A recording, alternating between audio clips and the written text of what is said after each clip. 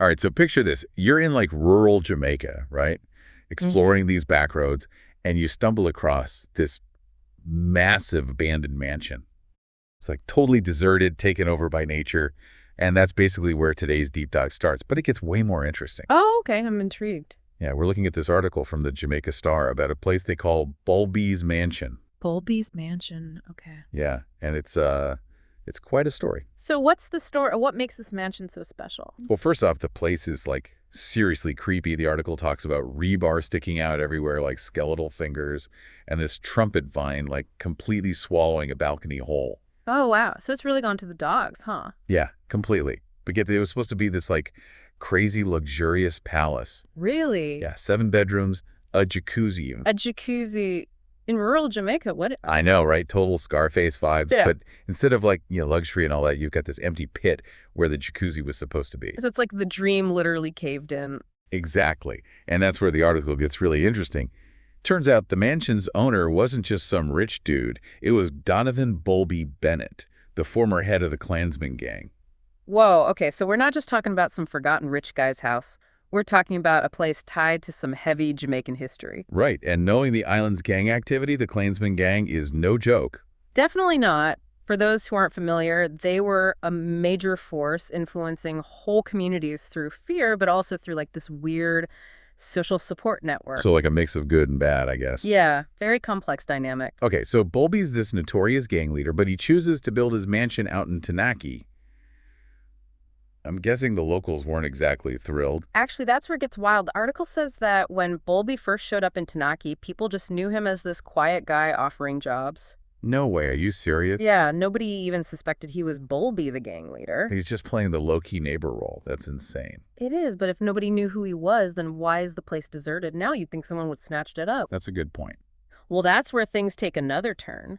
Bulbie's time in Tanaky ended very dramatically. October 30th, 2005, police raid explosions. The whole community was in chaos. Okay, so that explains the fear factor. Nobody wants to live where a gang leader was taken down. That's like bad juju, right? Yeah, for sure. The article quotes residents saying things like, nobody wants to stay there, and people were scared to even go near the place. Yeah, I can see that even if you don't believe in ghosts, that kind of history would stain a place. Makes you think, did the community know about Bulbie's activities before the raid? That's the question, isn't it? And the article hints that some people knew. One resident mentioned whispers about Bulbie's true identity, but nobody dared to say anything openly.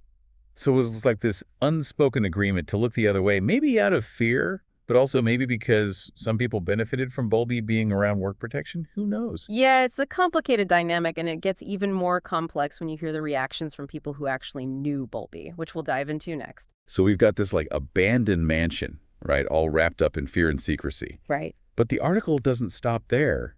It actually talks to people in Tanaky who knew Bulbie. Oh, wow. Yeah, and their reactions are like all over the place. I can imagine it's not every day you find out your neighbor was a notorious gang leader. No kidding, like this one elderly guy who lived next door to Bulbie, he says he was terrified when he realized who Bulbie really was. I bet, yeah, that's like straight out of a movie. Right, you think you know someone, and then bam, you find out they're like a major criminal figure. It really makes you question how well you can ever know someone. Exactly. But then there's this teenager who worked on the mansion after school, and he remembers Bulbie as being kind of nice, even though he was really quiet. So he had a different experience with Bulbie. Yeah, it's almost like he saw a side of Bulbie that most people didn't, just a regular guy offering him a job. Right. It challenges the simple narrative of Bulbie as this one-dimensional villain. Totally. And then you've got this woman who says she believes Bulbie would never have threatened the community.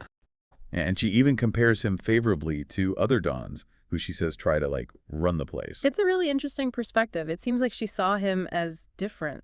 Maybe even someone who was looking for a quieter life in Tanaky. Yeah, like he was trying to escape his past almost. It adds another layer to his story for sure. It does, but it also makes me wonder if people in Tanaky had some idea about Bulbie's past, why didn't anyone go to the police? Well, remember that unspoken agreement we talked about? There was probably a lot of fear about what would happen if anyone spoke up. Yeah, retaliation from Bulbie or the Klansman gang. Exactly. So even if people had suspicions, they were too scared to say anything. Which I guess allowed Bulbie to stay under the radar. Right, and that brings us to a point the article makes about the similarities between Bulbie's story and what happened with Thick Man, another gang leader who was killed recently. Oh, yeah, I remember that his death caused those huge protests. Right, and the prime minister even came out and warned people against supporting gangs, saying that they're not protectors but exploiters. Yeah, he was really firm about it, saying they're the root of so much violence.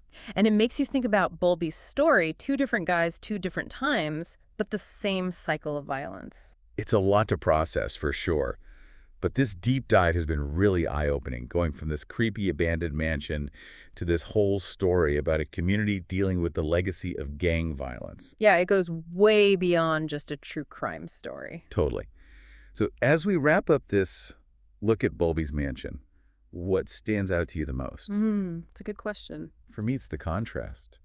You know, this mansion, this like palace meant to show off Bulbie's wealth and power, and now it's just crumbling, being taken over by nature. Yeah, it's almost poetic, isn't it? Like a visual reminder that nothing lasts forever, especially when it's built on, illegal activities. And it's crazy how the community's reaction to the mansion kind of mirrors that whole thing. Right. Some people are terrified, some are nostalgic, and some even see Bulbie in a better light than other Dons. It's true. It shows how complex this issue is, how Jamaica is still dealing with its history of gang violence. Yeah, it's not a simple black and white situation. Yeah. So, okay, we've talked about the mansion, Bulbie's double life, how the community feels about it all, and those kind of unsettling parallels with what's happening today with gangs. Right. So what does it all mean for us, for the people listening, you know? Well, I think it pushes us to look deeper, to question what we see on the surface, and to think about the real people behind the headlines. Bulbie's mansion is a good example of how even abandoned places have these hidden stories just waiting to be discovered. And it makes you think about those abandoned places in our own towns and cities too, right? Yeah. What happened there? What stories are they holding? Exactly, like a reminder that history is everywhere, even in the places we least expect it.